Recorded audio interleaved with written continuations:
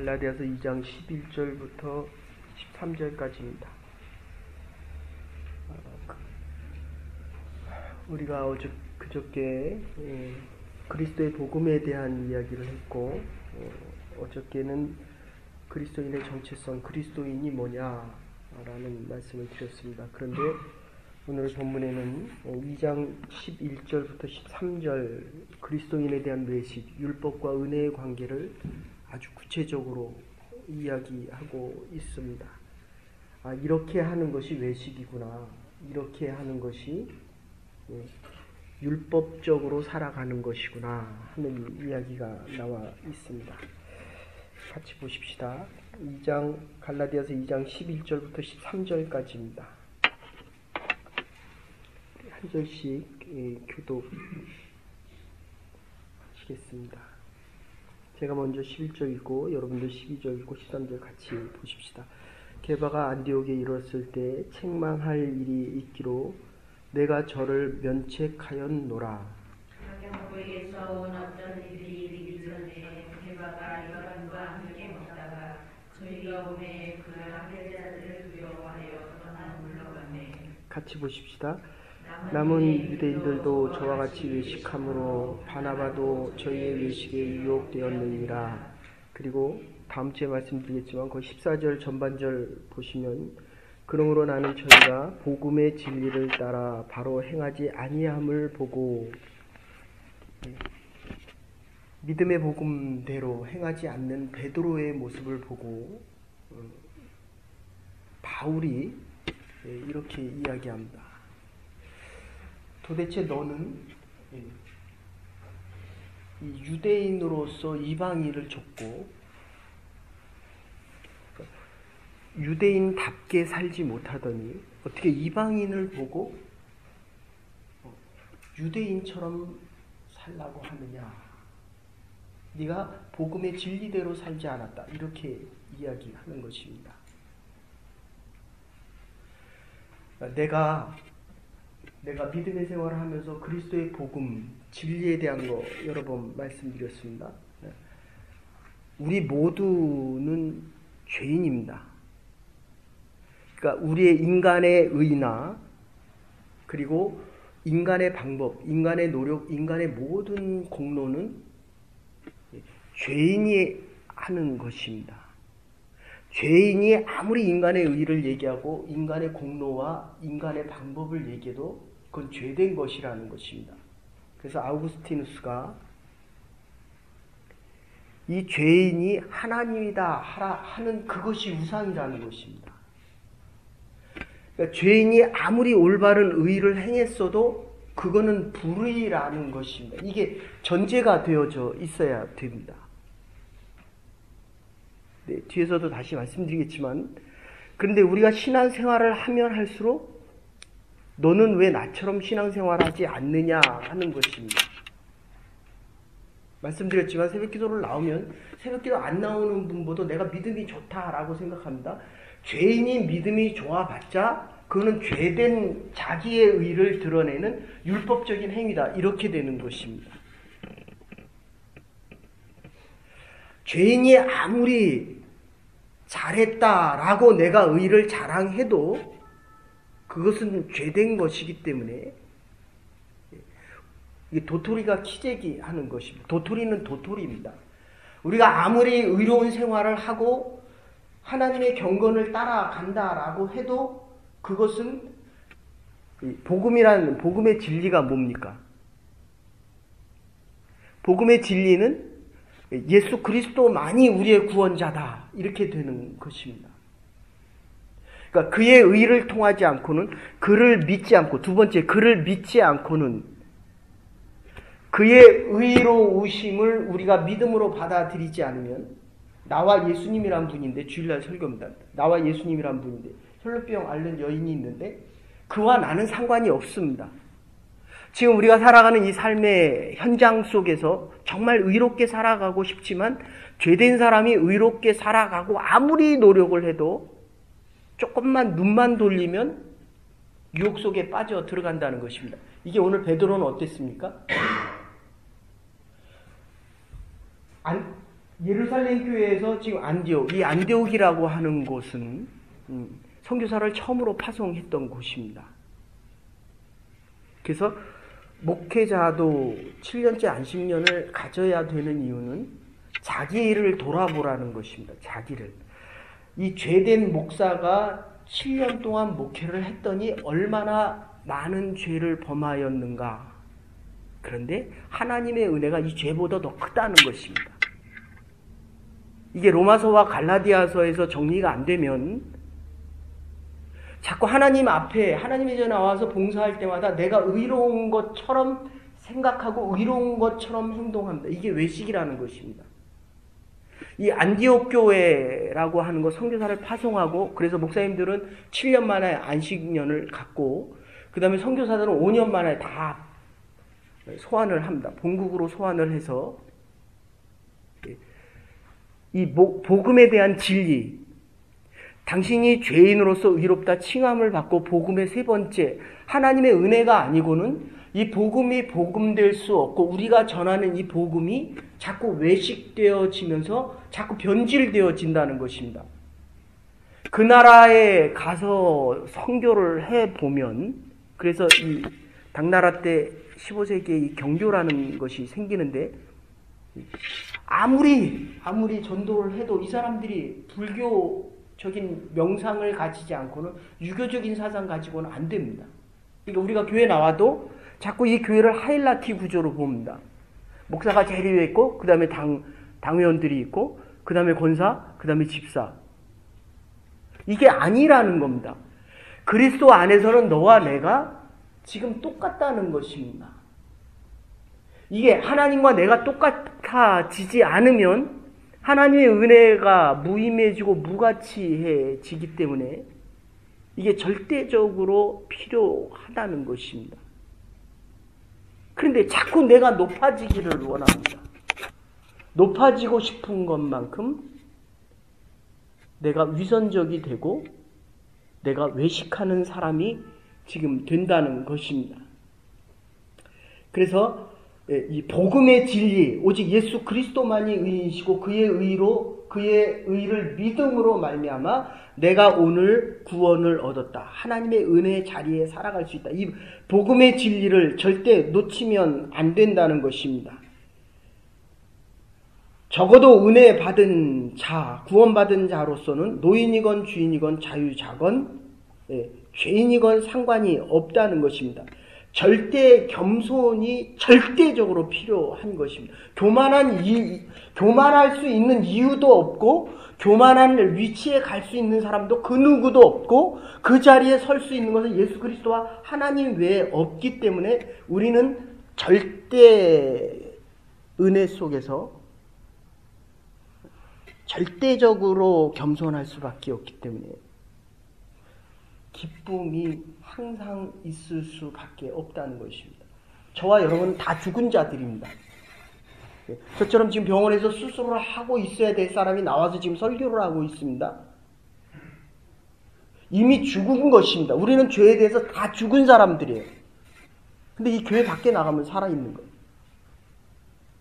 교회 밖에 나가면서 살면서 내 의를 또 자랑한다는 것입니다. 이게 외식이고 이게 바로 자기를 스스로 의롭다 한다는 것입니다. 그래서 이 절대적인 은혜, 복음의 진리 안에 살아가는 사람들은 하나님의 은혜가 얼마나 소중하다라고 감사할 수밖에 없고 기뻐할 수밖에 없다. 그런데 이 믿음을, 복음의 진리를 자꾸 추상화시키려고 합니다. 첫 번째는 추상화를 시키면 어떤 문제점이 생기냐면 마태복음 19장 30절에도 먼저 된 자로 나중되고 나중된 자로 먼저 된다. 목사님이 믿음이 좋으시겠지? 아니, 완전하시겠지. 집사보다는 장로님이 믿음이 더 좋으시겠지. 지금 나온 분보다, 막 교회에 오신 분보다 오래 신앙생활 하신 권사님의 믿음이 더 좋겠지. 그럴 수도 있지만 그건 아니라는 거예요.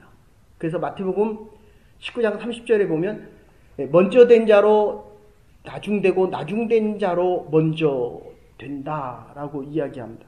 그래서 하나님의 나라 가면 우리가 놀라는 게 세 가지가, 어떻게 당신 같은 사람이 와 있어? 근데 왜 그 사람이 안 왔어? 정말 오지 말아야 될 사람이 안 왔고 와야 될 사람이 안 왔다는 거예요. 세 번째는 어떻게 나 같은 사람이 하나님의 나라에 와 있어? 이게 은혜 안에서만 얘기할 수 있는 것입니다. 내가 정말 죄인되고 부족하다라고 해야만 하나님의 은혜가 은혜된다는 겁니다. 여러분이 오늘 아침에 각 사업터에서 일을 하실 때마다 불평이 들면 내 공로를 다시 인정받고 싶어 하는 것입니다. 나 같은 사람도 이렇게 하나님 은혜 속에서 오늘 하루 일을 감당할 수 있다. 이렇게 생각할 수 있어야 됩니다. 이 추상화라는 것은 학문합니다. 자꾸 배운 게 많기 때문에 그게 내 신앙인 것처럼 이 지식이, 그래서 이 히브리어에서 지식은 호크만데 지혜, 널리지의 개념은 알고 있는 것이지만 이 지혜, 호크마의 개념은 알고 행하는 것을 이야기합니다. 안양교도소에 7범, 전과 7범이 있었는데 시편을 줄줄줄줄 외웁니다. 시편 외워요? 근데 잠언도 외웁니다. 잠언도 줄줄줄줄. 요한복음 3장 16절 하면 하나님이 세상을 전과 7범인데 머리가 얼마나 좋은지 글쎄 모르겠습니다. 저도 시편 다 못 외우거든요. 그래서 그 우리 아이들 윤현주 학교에서 지금 시편 외우기 시작했습니다. 얼마나 외울지 모르겠지만 이게 참 좋은 것입니다. 그러네 이 지식적으로 학문적으로 아는 거와 알면은 정말 믿음이 있고 그 믿음을 지혜로 알면 행할 수밖에 없다는 것입니다. 그래서 야고보서의 주제는 뭡니까? 야고보서와 베드로서는 로마서와 갈라디아서는 믿음으로 구원을 얻는다라고 얘기하면 믿음으로 되느냐? 야고보는 예루살렘 교회 유대인이었기 때문에 행해야 죽은 믿음이 아니라 산 믿음이다. 이렇게 이야기합니다. 자기가 처해 있는 상황에 따라서 믿음에 대한 해석이 달라진다는 겁니다. 두 번째, 이 믿음, 복음에 대한 진리의 적은 바로 이 위선과 외식입니다. 그냥 간단하게 얘기하면 사도행전 5장에 보시면 아나니아와 삽비라 이야기가 나옵니다. 아나니아가 자기 거를 다 팔아서 돈을 가져보니까, 그래서 돈 많은 것도 우리가 조심해야 합니다. 집이 없을 때는 하나님 앞에 다 드릴 수 있잖아요. 그죠? 제 기억으로는 아무것도 없을 때는 하나님 앞에 다 드린다 그랬습니다. 그죠? 시작도 하나님으로부터 한다 그랬습니다. 근데 이게 집이 200만 불, 300만 불 넘어가면 이거 다 팔면 하나님 앞에 과연 다 드릴 수 있겠느냐? 근데 문제는 여러분들 이거 잘 하셔야 됩니다. 없으면 하나님께서 드리라고 하지 않는다는 거예요. 있는 것을 드리라는 겁니다. 내 믿음이 없기 때문에 이 다 판 것을 드릴 수 없다면 하나님 내가 이걸 다 못 드리겠습니다. 그냥 10의 1만 드리겠습니다. 아니면 100의 1만 드리겠습니다 하면 문제가 없다는 겁니다. 근데 반을 드리고 베드로가 물어봅니다. 이게 다냐라고 얘기했더니 반을 가지고 오고 이게 다다라고 했대는데 문제가 있다는 것입니다. 그러니까 물질이 많아질수록 믿음도 커지지 않으면, 작은 믿음 가지고 물질의 축복을 받으면 그 물질은 하나님의 뜻과 다른 곳에 쓰이게 된다는 것입니다. 그래서 아나니아가 죽고 나니까 그 다음에 삽비라가 또 왔습니다. 아내 삽비라가 와서 너 이게 다냐라고 얘기하니까 또 다다라고 얘기합니다. 그랬더니 뭐라고 얘기합니까? 네 남편을 데리고 가서 장사 지낸 자들이 들어오는 그 소리에 그 발걸음이 오는 그 순간에 너는 죽을 것이다. 그들이 들어오자마자 쓰러져서 죽습니다. 이것은 왜 그러냐면 하나님에 대한 경건, 하나님은 의로우시기 때문에 우리 죄인이 가면 그냥 죽는 거예요. 그래서 모세가, 하나님께서 모세를 부르실 때 모세야 모세야 라고 했을 때 모세가 뭐라고 얘기합니까? 당신은 누구십니까? 나는 스스로 있는 자다. 내가 선 곳은 거룩한 곳이니. 지금 우리가 하나님을 만나러 온 이곳에서 우리의 마음과 영혼이 깨끗해지지 않으면 이거를 성결과 거룩이라고 얘기합니다.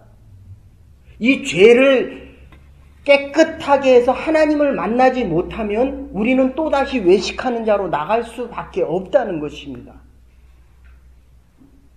하나님이 많이 드리라는 게 아닙니다. 많이 안 드렸으면 많이 안 드렸다라고 얘기하고 내가 믿음이 없으면 믿음이 없다라고 얘기하면 됩니다. 그런데 내가 자꾸 믿음이 있는 것처럼 생각합니다. 이걸 외식이고 이걸 위선이다라고 이야기합니다. 하나님이 주시질 않았기 때문에 없다고 하면 될 걸 왜 없는 걸 자꾸 있다라고 얘기하냐는 거예요. 자기를 드러내기 위함이요. 하나님의 경건으로부터 멀어지기 위함입니다. 여러분들 잘 생각하셔요. 조심스럽지만 죄가 있는 사람이 많은 재물을 가지고 오래 사는 것보다는 죄가 없이 적은 물질 가지고 짧게 사는 게 더 낫다는 것입니다. 그래서 지금 베드로는 유대인들을 위하여 봉사하고 복음을 전하는 자였고 헬라 지방을 위해서는 바울이 길리기아 다소에서 가말리엘 문화에서 헬라적인 철학을 가지고 이방 사람들을 위해 전도하는 것이 목적이었습니다. 한 하나님을 그리스도의 복음을 전하고 있지만 전도의 대상은 달랐다는 것입니다. 그러니까 이 교회에 오면 나와 다른 사람이 있는 게 그게 정상입니다. 아니면 나와 같이 다 믿음이 없거나 정신병원처럼 다 정신이 이상한 사람들이 모이는 그곳이 아니라는 겁니다. 죄가 있는 죄인들이 모이는 것은 같지만 하나님께서 우리에게 베풀어 주신 은혜와 죄됨은 같지만 해야 할 일은 다르다는 것입니다. 이거 그저께 말씀드렸습니다. 그래서 이 위선과 외식을 벗어나지 못하면 아까도 말씀드렸지만 선교사 이 베드로는 지금 신학화 작업을 안 한 채 이 안디옥으로 갔습니다. 그래서 이제 문제가 생기는 것입니다. 그리고 세 번째는 이 믿음의 적이 관성이라는 문제가 있습니다. 습관에 대한 문제가 있습니다. 간단하게 그냥 요약해서 말씀드리면 의식이 무의식을 자꾸 누릅니다. 우리는 3%의 의식을 가지고 살아가는데 3%에서 5% 정도를 가지고 살아가는데 5%면 천재입니다.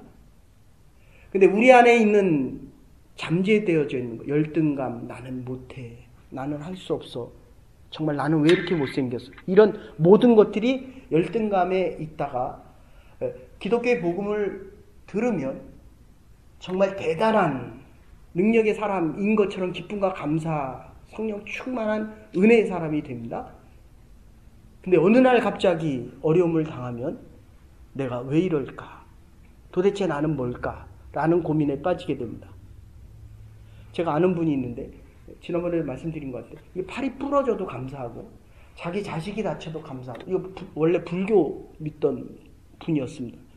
근데 20년 30년 신앙생활을 해서 권사님이 되셨는데 자기가 다쳐도 감사, 아들이 자동차 사고 나도 감사, 모든 일에 감사합니다. 그래서 감사 할머니로 교회에서 이름이 났는데 어느 날 수요 예배 들어갔는데 불자동차가 행 하고 가는데 점점 자기 집으로 가까워지는 거예요. 자기 집으로. 이분이 얼굴이 빨개지고 놀래기 시작합니다. 근데 딱 가보니까 그게 자기 집이에요. 그래서 튀어나온 말이 남이아불 타불 관세음보세. 이게 우리의 모습입니다. 우리의 안에 있는 것이 급한 상황이 되면 주여 주여. 제가 지난주에도 이렇게 자다가 그 방언으로 예수 그리스도의 이름으로 사단아 물러가라 이러면서 깼는데 우리 집사람이 놀래가지고서는 여러분들 우리 안에 있는 무의식이 다 예수 그리스도 이름으로 바뀌어야 됩니다. 관성적인 습관적인 것이 태어나더라도 바뀌어야 된다는 것입니다.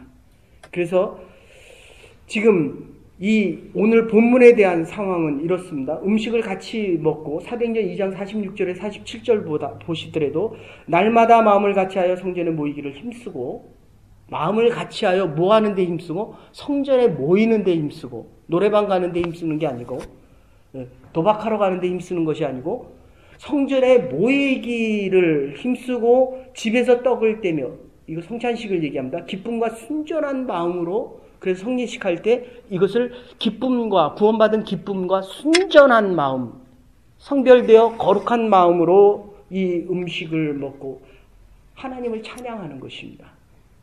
오늘 하루에 우리의 삶이 이 영적인 말씀을 먹고 나가면서 하나님을 찬양하고 그리고 온 백성에게 칭송을 들으니 주께 구원받은 자의 수가 날마다 더하니라.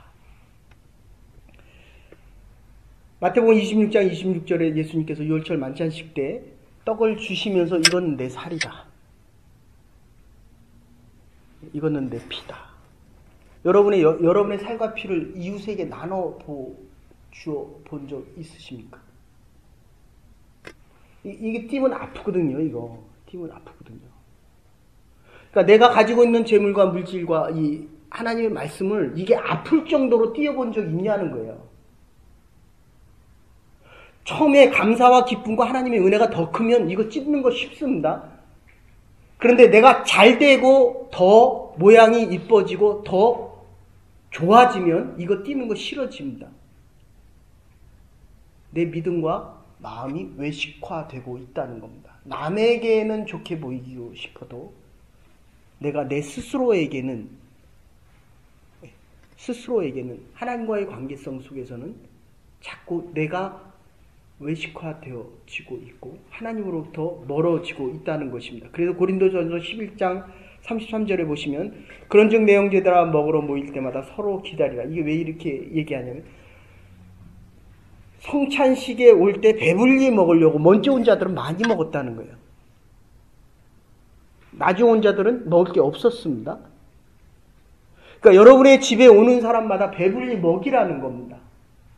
내 배는 지금 더 맛있는 걸 먹기를 원하는데 한쪽에서 먹을 게 없어서 제가 전에 목회하던 곳에서 저희 집에 와서 식사를 하는데 6개월 만에 식사를 처음 한대요. 그 뭐 먹고 살았냐 그랬더니 너무 가난하니까 유학생이니까 얼마나 가난해요. 너무 가난하니까 식빵을 가지고 6달 동안 식빵만 먹은 거예요.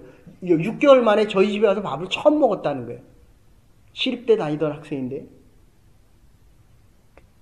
그래서 제가 속으로 정말 마음속 깊이 기도를 합니다. 하나님 이 젊은이를 암따를 축복해 주시옵소서. 지금 정말 한국에서 잘 나갑니다. 믿음이 있고 열심히 성실하게 준비하면 결국 하나님이 축복하십니다.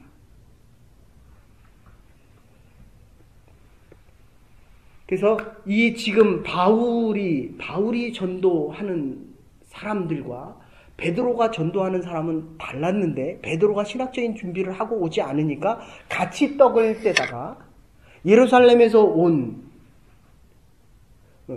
아마도 야고보가 보낸 사람들을 같이 밥을 먹다가 문 열고 교회에서 우리 식탁의 교제 하잖아요. 그런데 총에서 나온 사람이 보는 걸 보고 이 베드로가 신학적으로 자기의 믿음과 자기의 생각이 정리가 안 됐으니까 밥을 먹다가 벌떡 일어난 겁니다. 여러분들 지금 뭐라고 얘기했습니까? 유대인들은 할례를 받고 예배를 드려도 좋고 그래서 기독 공회라고 얘기했습니다. 반대로 이방인들은 할례를 안 받고 예배를 드려도 좋다. 그런데 어제 말씀드린 대로 우상제물은 먹지 마라. 당시 우상제물이 훨씬 음식값이 반 가격으로 쌌지만 우상에게 안 드린 제물은 20% 30%밖에 안 됐습니다. 그러니까 음식이 이건 훨씬 비쌌습니다. 오늘날 얘기하면 요 유기농 식품들처럼. 그러니까 가난한 사람은 우상에 드린 제물을 먹을 수밖에 없었습니다. 제가 어제도 말씀드렸지만 제가 갔는데 수수밥에 아버지 제사상에 드린 음식을 먹으라는 거예요. 먹어야 됩니까? 안 먹어야 됩니까? 당연히 먹어야죠. 우상에 드린 제물이라고 안 먹으면 그 아이가 얼마나 상처받겠습니까? 그 작은 데서 가난하고 어려운데도 이게 믿음을 위해서는 먹으라는 겁니다. 근데 바울이 먹다가 벌떡 나가버렸습니다. 그랬더니 누가 따라갑니까? 바나바라고 하는 아주 믿음 좋고 진실되고 충만한 은혜의 사람이 같이 따라갑니다. 여러분들 이게 참 우리가 조심해야 될 것입니다.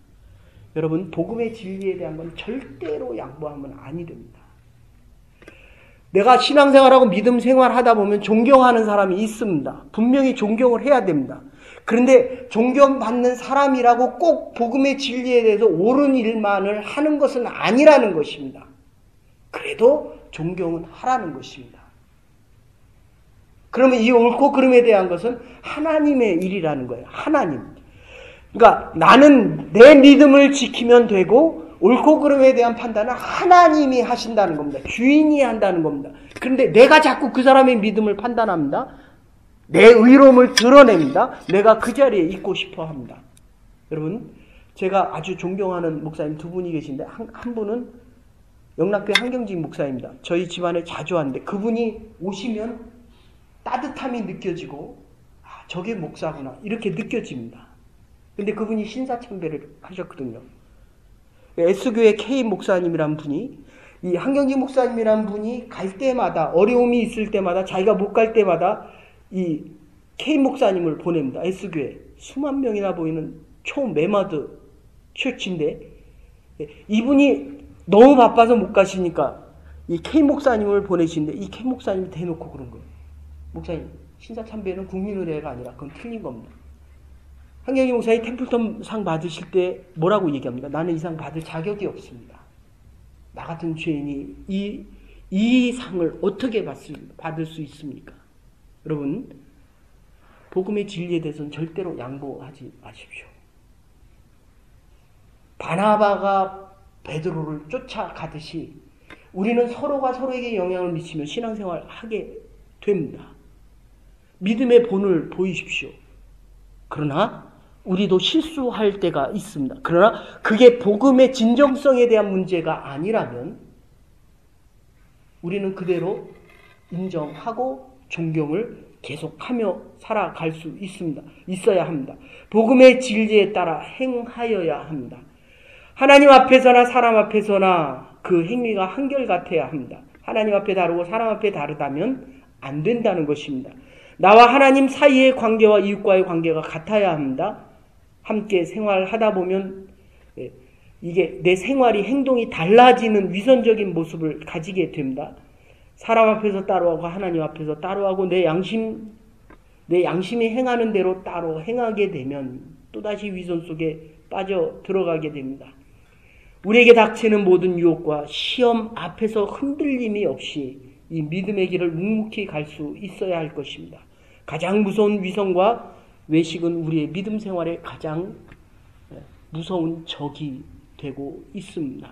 복음의 진리 안에서 참된 그리스도인들로 성결하게 진실되게 이 믿음의 경주를 다해갈 수 있는 믿음의 사람들, 하나님의 사람들, 부름받은 주의 백성들 될 수 있기를 주의 이름으로 축원합니다.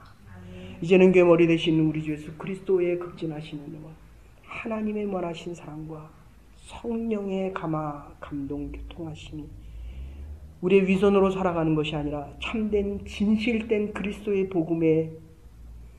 복음을 맡은 자들로 하나님의 복음을 전하며 하나님의 사람답게 이 땅을 넉넉히 믿음으로 이기며 살아가기로 결단한 부름받은 주의 백성들과 하나님의 사람들과 우리의 남은 날들 위해 이제로부터 영원토록 함께 하시옵기를 축원하옵나이다.